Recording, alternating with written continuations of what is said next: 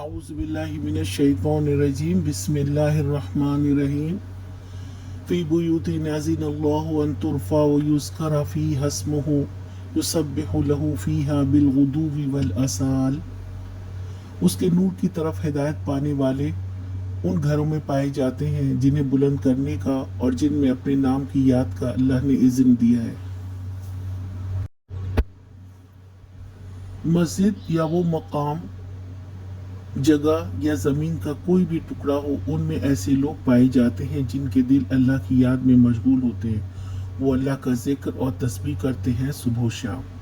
اہل ایمان کے گھر اور مسجد میں صبح و شام نماز و قرآن کا حکم دیا گیا ہے، یعنی ایمان والے ہمہ وقت اپنی نمازوں اور ذکر الہی سے اللہ کے گھروں کو آباد کرتے ہیں۔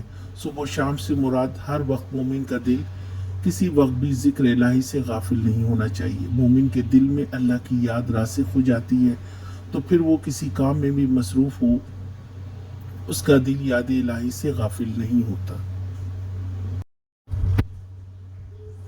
آج کا سوال، اس آیت میں مومنین کو کیا حکم دیا گیا ہے؟